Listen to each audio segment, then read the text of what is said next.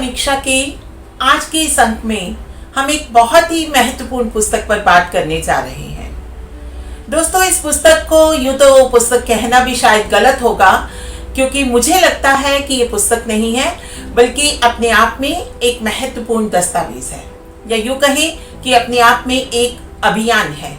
और मुझे इस पुस्तक पर चर्चा करते हुए स्वयं में गर्व का अनुभव हो रहा है। वो इसलिए कि मुझे लगता है कि इस प्रकार से मैं भी इस अभियान का हिस्सा बन रही हूँ। दोस्तों, ये एक संपादित पुस्तक है और ये पुस्तक डायमंड बुक्स से छपी है। इसका संपादन परमेश्वरन अय्यर ने किया है। पुस्तक का नाम है स्वच्छ भारत क्रांति।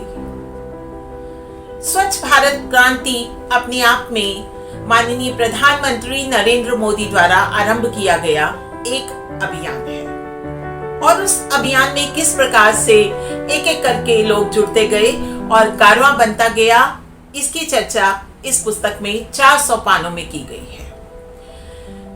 सबसे बड़ी बात यह है कि इसका आरंभ यानी कि प्राकथन नरेंद्र मोदी जी माननीय प्रधानमंत्री ने लिखा है। बड़े साधारण तरीके से, बड़े स्पष्ट रूप से उन्होंने अभियान के बारे में अपनी बात आम जनता तक पहुंचाई है। 2 पंक्तियां उनके इस अभियान में से पढ़ के सुनाना चाहूंगी। 2 बातें महात्मा गांधी के दिल के बहुत करीब थी। पहली, भारत की स्वतंत्रता, और दूसरी, स्वच्छता। लेकिन यदि उन्हें इन दोनों के बीच में किसी एक को चुनना होता तो उनके लिए स्वच्छता अधिक महत्व रखती, ऐसा उनका कहना था। और ऐसा इस पुस्तक में हमारे प्रधानमंत्री नरेंद्र मोदी जी का कहना है।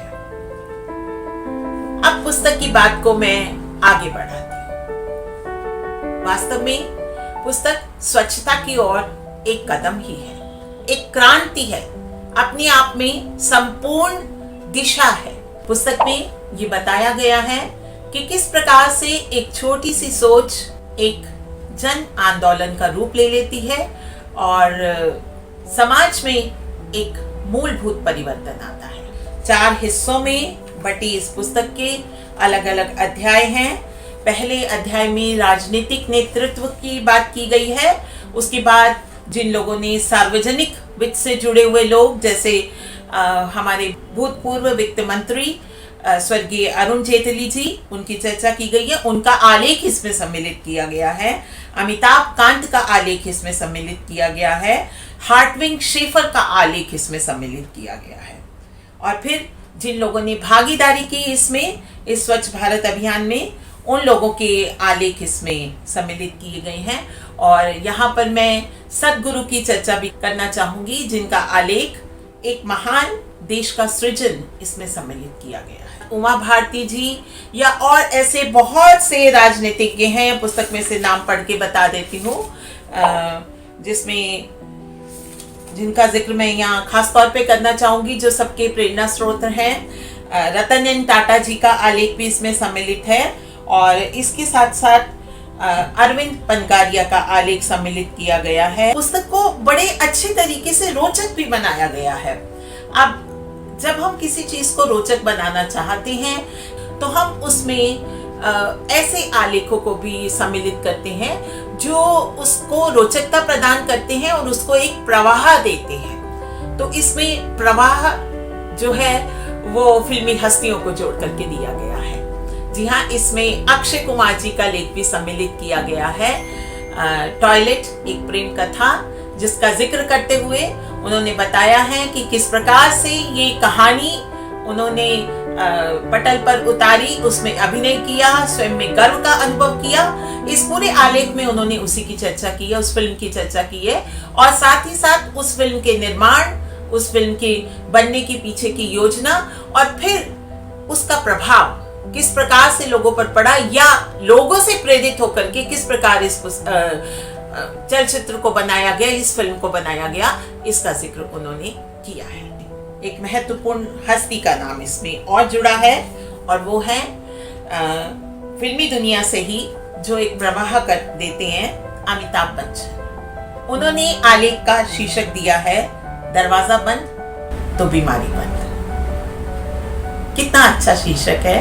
और देखिए बड़े साधारण शब्दों में कि दरवाजा बंद तो बीमारी बंद। हमारे देश के महान अभिनेता शहंशाह अमिताभ बच्चन जो इसका जन भागीदारी का हिस्सा बने, उनका एक आलेख सम्मिलित है जो मैंने अभी बताया ही कि दरवाजा बंद तो बीमारी बंद। उसके साथ साथ राधिका सुंदरमूर्ति का आलेख मेरा गांव मेरा गौरव, और एक लेख जो मुझे बहुत पसंद आया, चलो चंपारण, तवलीन सिंह का आलेख है।